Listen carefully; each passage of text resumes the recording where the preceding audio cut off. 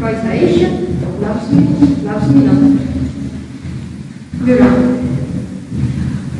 Valishääl. Meie programm jätkub raadioraamatuga. Katjani Kado Kindleri raamatust Mein Kampf loeb Indrek Rigo. Müra. Kasvatuste ja hariduse ülesandeks on vaid juurde terve hulk kahjureid, mille pärast tänapäeval keegi ei näe muretsema vaeva. Ennekõike tuleb sisse viia tasakaal vaimse hariduse ja kehalise tegevuse vahel. Kasvatuse juures on täielikult unustatud, et pikemas perspektiivis on terve vaim õigusine elamaid terves kehas.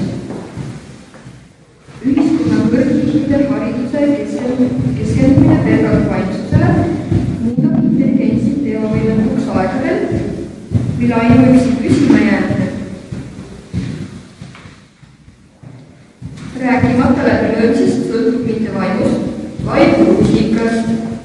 Isikliku agaluse põhjus peitub sageli just kehalises kahtluses. Kui jõud on enese tervise eest võitlemiseks kadunud, lõpeb ka õigus eluda selles võitlevas maailmas. Kui sellest vaatenukast nähtuna lasta silmeestati viimased 25 aastat meie kultuurielus, saab koheselt selgeks, kui sügavalt taandarengus me juba oleme.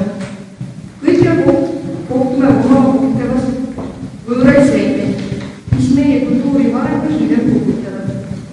Neid sidudes võime näha aeglaselt kõrguneva maailma lagunemisjuhuseid.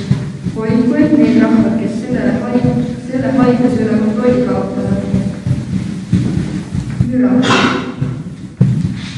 Juba enne sajandi vahetust hakkas meie kunstist element, mis oli seni võõras tundmatud. Eks leidnud ka varemased vaimu eksitusi, kuid neid juhtudel oli tegemist pigem kunstiliste kõrvalkalletega, millele saab ajaloolisest perspektiivist mingigi väärtuse omistada. Erinevalt tänapäeval maandunud vaimusündmustes, milles nende vaimsuse tõttu enam midagi kunstilist ei ole. Lähtuvalt murest meie rahva keha ja hinge säilimise pärast tuleb määrata siht ja meetod. Õigus isiklikule vabadusele taandub siin kohustuse eest säilitada rassist. On poolik otsus lubada ravimatult haigetel inimestel tervet nakatumist jätkata. See lähtub humaansusest. Mis sellest, et mitte teha haiget ühele saada koogatusse saada?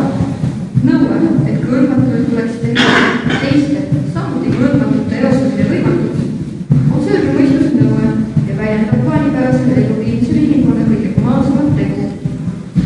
Müra. Te kuulasite saadet Tartu Mölised.